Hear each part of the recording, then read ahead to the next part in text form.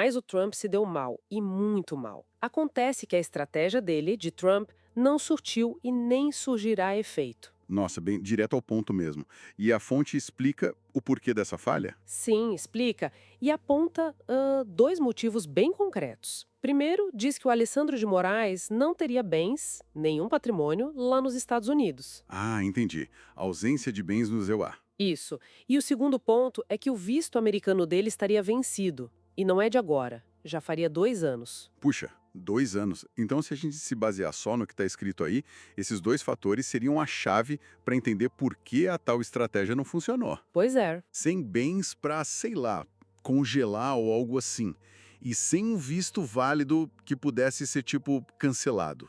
Aí a pressão externa que viesse dos Estados Unidos ficaria sem muita base, né? Exatamente. A fonte sugere que esses elos, o patrimonial e o de status migratório válido, seriam essenciais. Sem eles, a estratégia perde força. Quer dizer, então, que uma manobra que a gente imagina super complexa, internacional, na verdade dependeria de coisas bem práticas, quase burocráticas, tipo ter conta no banco ou o visto em dia. É o que o texto dá a entender, né? A narrativa apresentada ali reduz tudo a esses elementos bem tangíveis. É uma visão, assim, bem pragmática da coisa. Talvez até um pouco direta demais, né? Simplifica um pouco, pode ser, mas a lógica apresentada é essa. Sem esses pontos de contato, patrimônio e visto ativo, não haveria, digamos, uma alavanca para essa pressão funcionar vinda dos Estados Unidos. Entendi. Seguindo essa linha, a estratégia já nasceria meio capenga, né? Por causa dessas condições que já existiam. Quase um problema de logística mesmo. Isso, o problema logístico fundamental. E aí entra a importância da informação prévia, né? Se a estratégia realmente dependia desses dois pontos. E eles não existiam ou não eram válidos. Aí, segundo essa fonte, a falha era quase certa. Mostra como esses detalhes, que às vezes parecem secundários, podem ser decisivos na prática. Status de documento, localização de bens. Então, resumindo a ideia da fonte, a realidade prática, os fatos concretos sobre a situação do Moraes lá nos Estados Unidos, ou a falta de situação no caso dos bens e do visto, teriam sido o grande impedimento. Exato. A estratégia nem teria pegado, como se diz, por falta dessa base concreta mesmo. Precisamente. A análise que está nesse trecho sugere que, olha, não importa a intenção ou o poder por trás da suposta estratégia, ela bateu de frente com limites bem claros, bem factuais. Tipo tentar abrir uma porta com a chave errada. Perfeito. A ausência de bens e o visto vencido seriam, nessa leitura, a fechadura errada para a chave que tentaram usar. É uma perspectiva, sem dúvida, interessante sobre como essas táticas internacionais podem funcionar ou não funcionar, né? Pelo menos na visão dessa fonte específica. Essa medida contra o ministro como, tipo, um sintoma de um embate ideológico maior. Com raízes fora do Brasil. Exatamente, cruzando o Atlântico. A tese central ali é que setores conservadores nos Estados Unidos estariam, de alguma forma, tentando influenciar decisões soberanas aqui. Bom, vamos ver como eles constroem esse argumento, né? Pois é. E essa leitura, ela tenta explicar por que justamente o ministro Moraes seria o foco, né? Sim. Ele é colocado ali como uma figura-chave na defesa, bom, do que a fonte chama de democracia e Estado de Direito no Brasil. Entendi. O argumento é que essa atuação firme dele acabou tornando ele um alvo simbólico, sabe? Faz sentido olhando por essa ótica que a fonte apresenta. E como é que essa análise conecta essa insatisfação que viria de fora com a situação específica do ministro? Aí entra um ponto crucial. O material sugere que certos grupos que eles identificam como alinhados à extrema-direita americana Certo. estariam bem incomodados com os avanços da justiça brasileira. Em temas como combate à desinformação, resposta a ataques às instituições, Temas sensíveis, né? exatamente, e responsabilização por atos vistos como antidemocráticos. A interpretação que eles oferecem é que as ações do ministro nessas áreas teriam, provocado uma reação desses setores lá fora. Entendi. Então, a ligação que essa análise faz não é nada sutil. Não mesmo. Ela basicamente diz que essa medida contra o Moraes não surgiu do nada, mas foi uma consequência direta, quase uma resposta articulada por esses grupos internacionais aos processos judiciais que estão rolando aqui. Exato. É uma afirmação forte essa ligação, né? Tão direta assim. Com certeza. E é justamente essa ligação que forma o núcleo da tese sobre interferência estrangeira. Não é só opinião ou crítica de fora. Não é só crítica, é uma ação concreta. Essa medida contra o ministro sendo vista como um instrumento dessa pressão ideológica externa. A análise foca muito nisso, sabe? Decisões internas sendo supostamente afetadas por interesses de fora. Ok, então para resumir a ideia central dessa fonte que a gente analisou, a gente estaria diante de uma suposta tensão, Sim. onde uma pressão ideológica externa, vinda de setores específicos dos Estados Unidos, estaria se manifestando aqui dentro, através de ações concretas que atingem figuras-chave do nosso judiciário, como o ministro Moraes. Perfeito. E isso em resposta direta à atuação dele. Exatamente. E se a gente amplia um pouco o olhar para o quadro mais geral que essa análise desenha, Sim. a relevância estaria justamente aí, nessa intersecção delicada, né, entre esses supostos interesses ideológicos externos e a capacidade do país de tocar seus assuntos judiciais de forma autônoma. O ministro não teria bens, nem contas, nem propriedades lá nos Estados Unidos. E tem mais.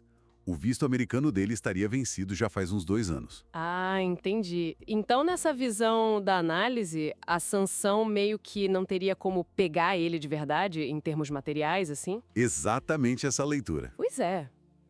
E aí, partindo dessa ideia de que o efeito prático seria limitado, a fonte tenta entender o porquê da medida, né? Qual seria a motivação por trás disso? E o que eles apontam? É aí que o texto menciona uma suposta pressão vinda de grupos internacionais que essa análise identifica como ligados à extrema-direita. Pressão internacional. Isso. A fonte chega a classificar a coisa toda como uma, abre aspas, tentativa desesperada para desgastar a imagem do ministro, para deslegitimar ele. Interessante essa linha de raciocínio. E essa fonte não para por aí, né? Ela faz uma ligação direta entre essa suposta tentativa de desgaste e o trabalho do ministro Moraes aqui no Brasil. Faz.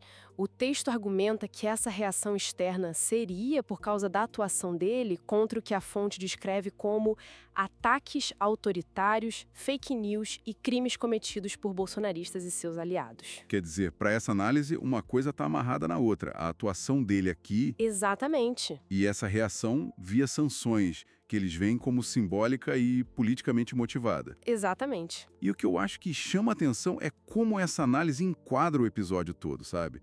Não como um fato isolado, Como assim? um quadro maior. A fonte sugere que isso seria parte de uma tática mais ampla que ela atribui à direita global. A interpretação que o texto apresenta é que, em vez de defender a democracia, essa corrente política estaria, na verdade, atacando justamente as figuras que tentam proteger as instituições democráticas. Nossa, é uma leitura bem... Forte. É bem forte, sim. A conclusão que o texto apresenta é taxativa.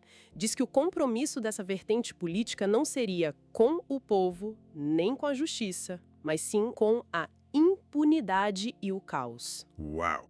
E aqui é crucial a gente sempre lembrar, né? Essa é a visão, a interpretação apresentada especificamente por esta fonte que a gente está dissecando hoje. Perfeito, bem lembrado.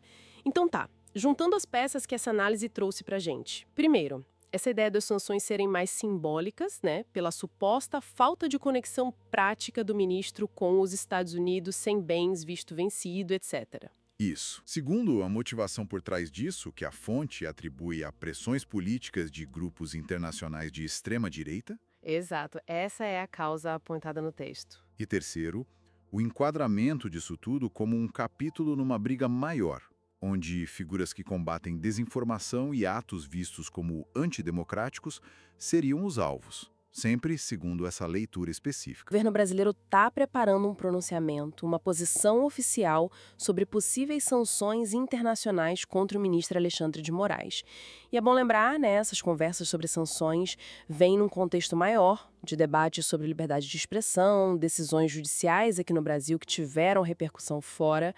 Mas o ponto agora, pelo que se fala, é que lá no Palácio do Planalto e no Itamaraty, eles estão olhando com muita calma, sabe? Pensando não só no que dizer, mas principalmente quando dizer e como dizer. Não é uma coisa simples. Exato. E essa necessidade de ter uma resposta bem pensada, ela ganhou assim, uma camada extra de urgência, de complicação, porque surgiu essa outra notícia, que também foi antecipada, de uma fala do Donald Trump mencionando aplicar uma tarifa bem alta, né, de 50% sobre produtos brasileiros. Isso, claro, joga uma pressão externa enorme na mesa. Justamente. Então, o que a gente quer entender aqui hoje é como essas coisas se conectam, né? De um lado, essa sensibilidade toda interna e externa com uma figura do judiciário.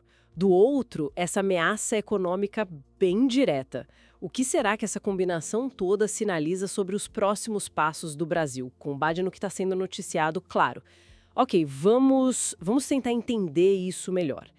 Então, voltando ao que a CNN reportou, existe essa expectativa, né, por uma posição oficial do Brasil sobre as sanções a Moraes. E essa conversa interna lá no Planalto e Itamaraty sobre o como e o quando. É aí que está o nó da questão agora, parece. Pois é.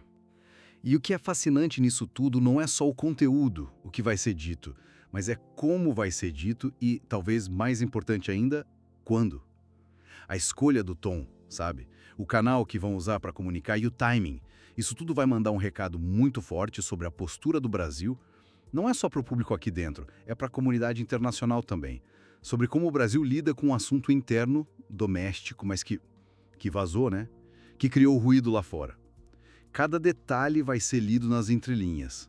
E aí a situação fica bem interessante, porque entra esse fator Trump, essa ameaça da tarifa de 50%. Pelo que as notícias indicam, isso parece que deu uma acelerada na necessidade do Brasil se posicionar sobre o Moraes. Uma coisa parece que está puxando a outra, né? Aumentando a pressão. Mas assim, será que tem uma ligação direta mesmo ou é só uma coincidência de timing que complica tudo ainda mais? Olha, se a gente conectar isso tudo, é uma dinâmica delicada mesmo. Tá pra gente perguntar, essa ameaça de tarifa é tipo uma tática de pressão por causa do caso Moraes ou é uma questão econômica separada que só calhou de aparecer agora num momento ruim? Mas, independente da resposta, o efeito prático é esse. A pressão aumentou. E muito. Uma tarifa de 50%, nossa, teria consequências econômicas sérias. Impactaria a exportação, emprego aqui dentro, talvez até inflação. Então, esse cálculo econômico, ele entra na conta, inevitavelmente.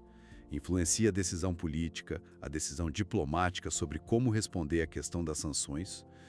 E quando o ponto-chave para analisar aqui, sabe, é ver como um ator externo, que está falando ostensivamente de economia, pode acabar forçando o Brasil a acelerar ou talvez mudar um pouco uma decisão sobre um tema que é super sensível internamente, de soberania, como a atuação do judiciário. Isso meio que expõe uma vulnerabilidade, né? Onde a agenda doméstica pode ser afetada diretamente por pressão econômica de fora. Algo que a diplomacia brasileira, historicamente, sempre tentou evitar. Então, o que tudo isso significa, assim, na prática? Pelo que está sendo noticiado, o Brasil está numa encruzilhada bem complexa. Precisa lidar com as sensibilidades políticas, judiciais internas, que a gente sabe que são intensas, e, ao mesmo tempo, tem que responder a essa ameaça econômica externa, que não é pequena. É quase um exercício de equilibrista, né? Entre afirmar soberania e evitar um prejuízo econômico bem concreto. Isso levanta uma questão importante sobre qual é a margem de manobra que a diplomacia brasileira tem agora. O cenário é de incerteza, mas uma incerteza calculada, digamos. Quais vão ser os próximos passos? O que exatamente eles vão dizer sobre o Moraes? E essa tarifa do Trump, será que vira realidade ou é só retórica para pressionar? O governo brasileiro vai ter que fazer uma aposta estratégica, né? Pesar os riscos políticos de um lado, os econômicos do outro. Não tem resposta fácil aí, não. Bom, então resumindo os pontos principais que a gente explorou aqui, com base nas informações que a gente tem. Primeiro, essa pendência de uma declaração oficial do Brasil sobre as sanções que estão sendo faladas contra o Alexandre de Moraes.